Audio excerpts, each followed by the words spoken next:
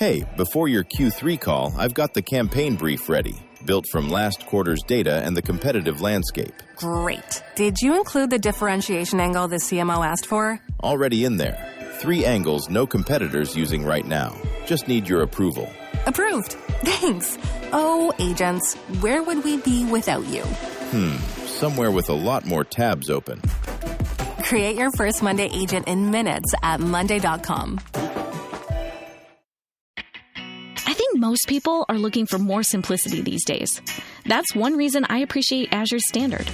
At first, I thought it was just about groceries. Then, I discovered gardening supplies, pantry staples, household products, and so many of the other things we use every day. They've spent over 30 years delivering clean, organic groceries and earth-friendly products to families who care about what goes on their plates and into their lives. Everything they offer is rooted in real nutrition, transparency, and trust. What I like is that it encourages a different mindset. Instead of constantly running to the store, you begin thinking about your home differently. You stock your pantry, you plan family meals, maybe you plant a garden.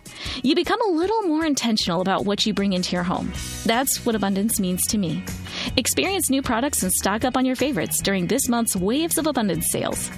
Discover a simpler, healthier way to shop for the things that matter most at azurestandard.com. That's AZURE standard.com. You are not doing manifestation wrong necessarily, but you may have a little gunk under the surface. Today, I'm chatting with best-selling author and energetic alignment guide, Kelsey Aida, about money blocks, abundance, spirit guides, and why manifestation requires a little more than simply just thinking happy thoughts. We're diving into Kelsey's brand new book, The Manifesting Fix, and her refreshingly grounded take on creating a life you love. And we're going down my favorite rabbit hole in this episode because this one definitely mixes the woo with the do in all the best ways. Here we go. Welcome to the Manifestation and Money Podcast, the show where we tackle the taboo topics of money and manifestation. I'm your host, Jen Schultz, former 9-to-5 grinder who ditched the status quo and went all in on creating a life I love. Expect expansive conversations, practical strategies, and plenty of reminders that there's more than one way to create a life you love. Ready to expand what's possible? Here we go. Welcome to the Manifestation and Money Podcast, Kelsey. Thank you. I'm so excited to be here. 2 of my favorite topics. I know, mine too. So right off the top, we know this is going to be a good conversation. So I'd love for you to share with the listeners who you are and what your story is. Yeah, so I'm Kelsey Aida. I'm an energetic alignment guide. I'm a best-selling author. I write books about manifestation, affirmations, mindset, self-love. And I really fell into this work because in my late teens, like early adulthood, well, let me backtrack a little bit. My whole life, I was training to become a professional dancer. And as many dancers' careers get crushed early on via injury, that's what happened to me. And when that happened, it was like right before I was about to go to college on probably what would have been a dance scholarship, like audition for some companies, like make this my life, my career. And so that was just a really devastating experience for me that kind of led me down a slippery slope into a depressive episode that lasted about 3 years. And I was just in the depths of it. And one day I was like, this is dumb. I don't like being depressed. I don't feel like life is just meant to be miserable. So what's a girl got to do to get some help around here and feel better? And so I kind of said this Hail Mary prayer to my spirit team, to God, to the universe. And I was like, help me, send resources, send help. I will do whatever it takes to feel good again, to be happy again, to be healthy again. Just send it and I'll do it. So then, of course, when I said that prayer, it was answered with lots of information, resources, help, therapists, shamans, people who helped pull me out of the slump. And in that is when I really got interested in manifestation. I was like, oh, your thoughts can help create your reality. Interesting. This is explaining a lot. Oh, you can raise your vibration by doing certain practices. Oh, if you're connected with your spirit team, life is easier. Oh, alignment makes life better. Okay, cool. Let me start teaching this stuff because it's working for me. And so that's when I decided I wanted to be an author. And then that spiraled into the High Vibe in It podcast and international retreats and online courses and more books. And so, yeah, that's kind of the long way to say that I had my dark night of the soul I got better, and now I'm sharing what helped make my life better and healed me and makes life more fun and magical and awesome, because I think quality of life is like most important thing, which is why I think it's so important for people to be financially resourced, especially when the value of the dollar is crumbling. So money feels like harder than ever in so many countries that are affected by that. And when you can align with abundance and kind of get rid of some of those money mindset blockages, you just open yourself to more opportunities regardless of the general circumstances and climate. So that's what I like to do now. Thank you for sharing that. And let's take the conversation right there. Let's go into the economy. You're in the US, I'm in Canada. The same things are happening to our dollars. It's not that there's a lack of money. Our governments are printing money faster than they have ever done in the entire history of money printing. So it's not that there's a lack of money, but people are feeling that way. So how can we help people flip from feeling like there's a lack of money and help them connect with the abundance out there? Yeah, you're so right. It's not that there's a lack of money. In fact, there's more money than there's ever been, which is actually bad because we don't want to have an infinite money supply where they can just keep printing money and dollars, because when they do that, ever since I think it was 73, when the dollar in America got uncoupled from gold, so it was no longer tied to a gold standard, that's when the money got a little bit broken. And then ever since COVID, when they started printing it hardcore, that's when it got really, really broken. And that's why when you go to the grocery store, everything costs 5 times more than it used to, because your dollar isn't worth as much. So you need more dollars to have the same amount of purchasing power, which is not to be like some orange pillar, but that's personally why I buy Bitcoin. That's a whole nother conversation for another day, probably. But when it comes to manifestation and money mindset, it's like, okay, if money is actually technically more abundant than ever, even though in daily life you're probably feeling the squeeze, how can we shift our focus when we are feeling excited and expansive and opportunistic towards, how am I maybe not approaching this in a out of the box way? So what I mean is, most people are taught to, go to college, get the job, then maybe every couple of years get a new job and apply for the raise and blah, blah, blah. And it's like, okay. Yes, that can work, but what if there was a faster way? What if there are ways that you've never heard of and the universe is just... Hey, I'm Dan Harris, host of the 10% Happier podcast. When life gets a little rough, sometimes we feel this overwhelming urge to fix everything, which really is impossible. So I've got a new series coming up called Reset, where we're going to help you find simple, practical, surgical ways to reset key areas of your life.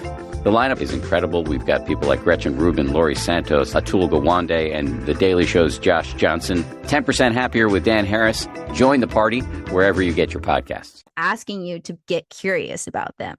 What if you were just a couple ideas away from this totally other thing that would make you way more money? But if you're so stuck in the thought of money is so hard, money doesn't grow on trees, they just keep printing it, everything's so expensive. If you just get stuck down that rabbit hole, you don't have mental capacity to receive those ideas, and you're not necessarily a vibrational match to those opportunities. So the shift would be, okay, let me write down all my detrimental money beliefs, which is probably going to be a lot, right? So all your programming, everything bad, yucky, sticky that comes up when you think about money.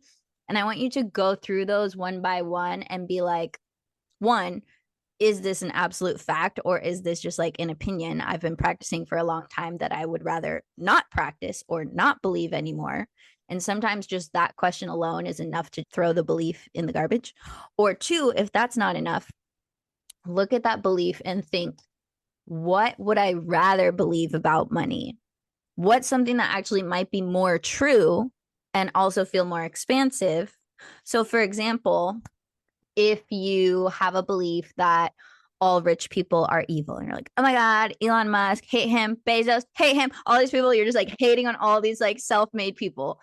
Maybe subconsciously you're pushing money away because you don't want to be like them, right? They are the enemy. They are the upper class. They are the ones stealing all your opportunities, blah, blah, blah.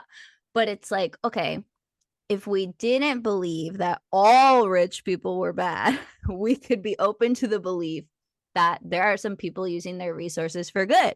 And you could even believe if I was one of those people and I had all that money, here's how I would use it, right? That's a more excited, expanded way to look at things. That's going to open you to the flow of money versus restrict it from coming to you. Because money, it likes to feel invited. Okay. It doesn't want to be like forcing its way into your life. So, how can you open your mind to more money, more opportunities, thinking about how money is good, how money is a resource, how money can benefit you and your family and your community?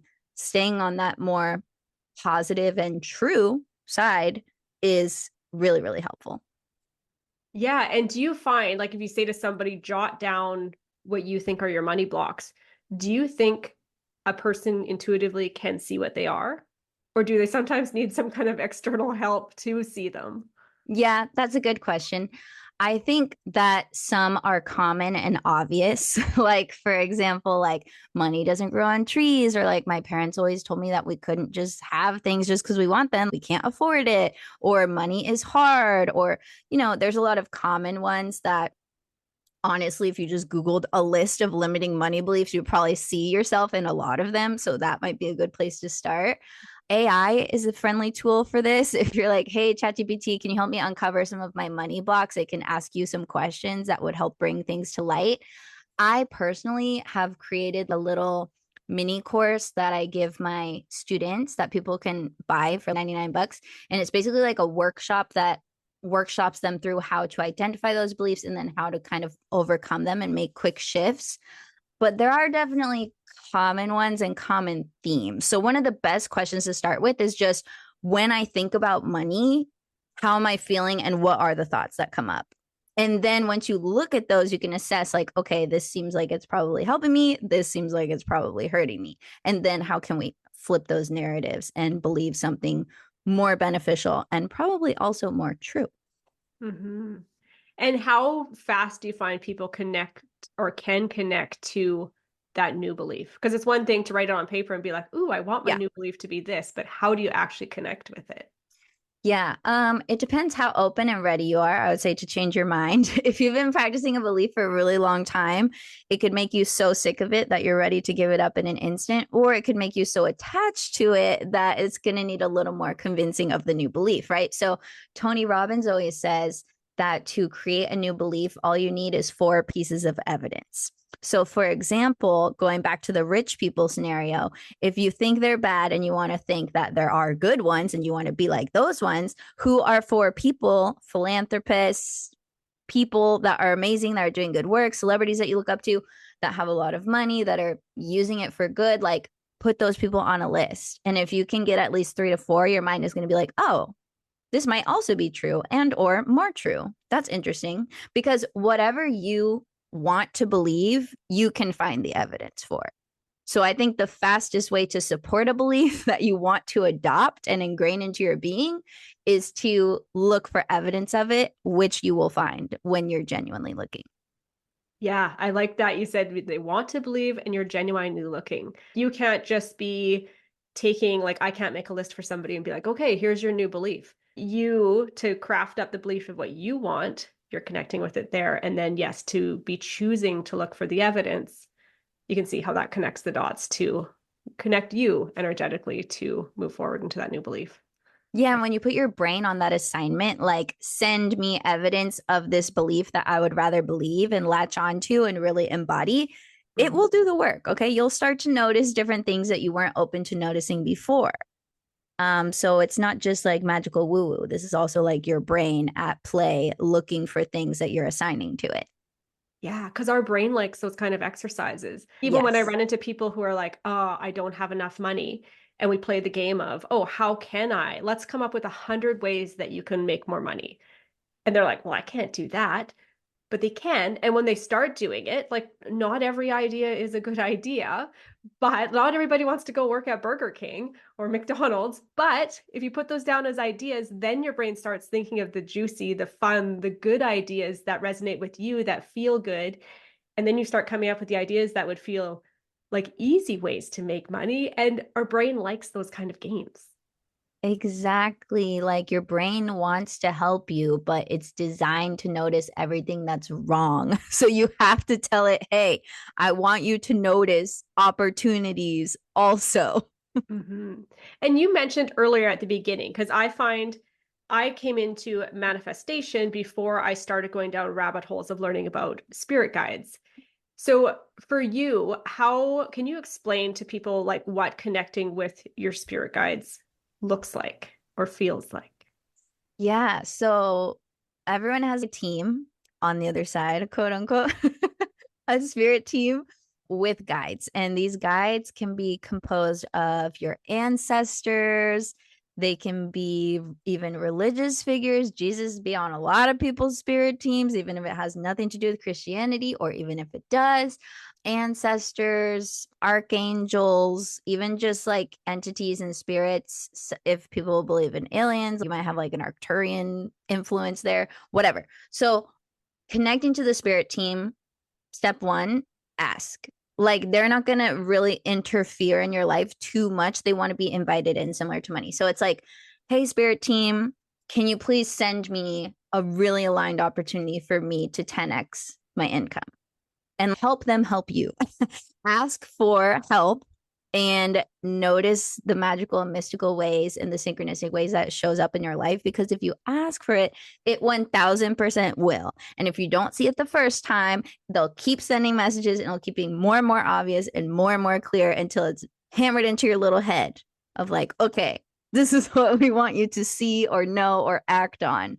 And then follow that and see where it takes you, because you don't have to manifest money all by yourself.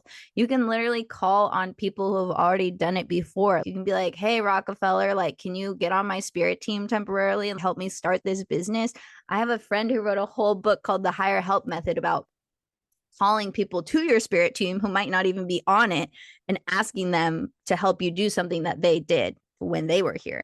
And they're happy to do it. I just wrote a new book and I asked Dr. Wayne Dyer, a famous Hay House author, like, hey, will you help me get a literary agent and write a successful book and land a great book deal? And I did. So coincidence? I think not. Yeah. And it's all about your belief. Is it a coincidence? Is it not? And if you lean into this is support for me, then more of that seems to show up. So let's talk about your new book. Yeah. So it's called The Manifesting Fix.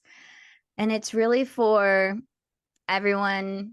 It's really for everyone, but specifically everyone who's struggling with manifesting or feeling stuck or feeling blocked. Because where we've come to as a society is that manifestation is very mainstream now. We know a lot of manifesting techniques and methods and kind of the premise behind it, and we like how it sounds, and we've tried it here and there, but we're still like, universe, where the F is my $1 million? Where's my husband? Where's my dream house? Why isn't my life changing? What the freak, right? So if you're in that scenario, then you would hopefully manifest my book, The Manifesting Fix, which basically the entire premise is that the only thing that stops us from manifesting what we really want is resistance. So limiting beliefs, like we talked about, thoughts that are not supportive, talk tracks that are not supportive, like one part of you consciously wanting more money, but another part of you unconsciously sabotaging it every time because you're just not used to holding that much or whatever it is. So there's so many ways that resistance can show up that I had to write a whole book on it. And it basically helps you to identify like what your resistance is and how to unstuck yourself, delete it, untangle that energy so that you can actually align with your manifestation and then meet it halfway via action and attraction. So it really clears up a lot of manifesting myths, because I'm kind of like a hot take girly that doesn't have all the same perspectives as a lot of popular manifestation teachers, because if it was just as easy as thinking it into existence, we would all be billionaires on our private islands by now, but we're not, right? Why is that? It's because there's more moving parts behind the scenes than anyone cares to say, because it's not sexy to be like, oh yeah, manifestation is real. And you'll also have to act on your desires in order to make them happen, and you might have to give up your old life to invite in your new one. And you're going to have the audacity to go for your dreams, which is scary. So it's like, it's nuanced manifesting advice that I think people have been yearning for. So that's why I wrote the book. Fun. Yeah, you can't have one life and have another. I know for me, the part of Canada I live, we get strong winters. And I'm like, oh, I would love to live somewhere where I can have palm trees. That would just be a really fun dream where I could walk sandy beaches and palm trees. That is one reality in my head. And my other reality is like, I want to be close to family. My sisters live here, their kids live here, my kids have peer groups here, my parents are still here, my husband's parents are still here. So I'm like, I can't have the beach life live their dream and have my current life. So then I'm like, okay, I have to choose my current life and I can go on holidays whenever I want, right? Exactly. Because who's to say you can't like rent an Airbnb on the beach for 2 months and live on the beach for 2 months of the year, but it's just not like every day, all day. Yeah, exactly. So you can't be hanging on to one while you're trying to go for the other. And I think subconsciously we do that in all areas of our life without even realizing it until you have the epiphany or somebody holds the mirror up and like, you can't be going this direction and that direction at the same time. It's not possible. Yeah. And like what I like to think is, yes, you can have it all, but just likely not all at the same time. So like, how many people do you actually know in real life who have a perfect body, perfect health, perfect marriage, perfect kids, perfect friendships, perfect relationships with everyone, the most beautiful dream house, the most awesome career, everything all simultaneously? No, nobody has that life, right? You can, of course, have a super juicy, beautiful, aligned, abundant life, but there's always going to be contrast. There's always going to be room for improvement and expansion because that's what we like as humans. We like growth. We like opportunity. We like up leveling, right? And that wouldn't be possible if everything was perfect all at the same time. So call it a limiting belief, whatever you want to call it. I don't think it is. I think it's just a truth that if we ground ourselves in it, we actually open up more possibility and we can consciously choose what we want to experience right now without putting pressure on ourselves of, well, it should all be perfect at the same time. And it's like, that's not anybody's life that I've ever seen. I don't know about you, but I love that. Like that to me felt really expansive by setting almost that boundary of, yes, you can have it all. You just can't have it all at the same time. That feels expansive. Like, okay, fun. And it allows people to go through the seasons of life. Like right now, I can't have a clean household and sit down and play board games with my kids and do all the things that they want to do at the same time. We get to play and then we have to do the cleanup, right? It doesn't all happen at once. So that feels really expansive. I'm glad because I like to like present perspectives that feel grounded in reality of the human experience, which is often ignored in the manifestation space. And like, yes, we do have limits as human beings, but if you play within those limitations, you can actually play the real game. Yeah. Yeah. Yeah. On that note, I'd love for you to share what is your biggest piece of advice you have for someone to go out and create a life they love? Okay. If you want to create a life that you love, first decide like 1 to 3 keywords of how that feels. So is it nourishing? Is it expansive? Is it connection? Is it fulfillment? What are your top 1 to 3 key juicy feelings that you want, that you think this dream life will give you? And then how can you start to embody those more now? And caveat, side note, follow-up question, what's stopping you from embracing those feelings now? In addition to the talk track that probably says, I'll allow myself to feel expansive and connection and love and abundance and everything I want when I lose 20 pounds, make $1 million, get that job, have kids, don't have kids, whatever it is, right? Like we place so many conditions. So I would say, get rid of your conditions, focus on the feelings and cultivate those now. And when you practice them more, they'll become more natural. And those vibrations will help to anchor in that new life from a manifestation perspective. Mm-hmm. So true. I would love for you to share with the guests where they can reach out, continue this conversation with you, get your new book. Yeah, so you can just search for The Manifesting Fix. Tentatively, right now, the book's coming out end of September 2026. So in the fall, whenever you're listening to this, you can probably pre-order or order it wherever you get your books from. So just search The Manifesting Fix, Kelsey Aida. All of my information is on my website, kelseyaida.com. Since you guys love podcasts, I got to point you to High Vibe in it. I think you guys will love it. If you're learning about manifesting, self-love, that's a great free resource. And yeah, I'm just Kelsey Aida everywhere on Instagram, TikTok, YouTube, Substack. So just message me wherever you are, and I would love to hear from you. Okay, awesome. Thank you so much for joining me on the show today, Kelsey. Thank you. Wait, before you go, I know you've got some big dreams and desires of your own calling to you. I'd love for you to come hang out with me inside Manifestation Playground on School. It's free to join, and you'll get instant access to the Manifestation Vault and an amazing community of fellow manifestors. Come in, drop me a hello, share a win, or just quietly binge the tools, your pace, your vibe. Head to manifestationplayground.ca, and I'll see you in there.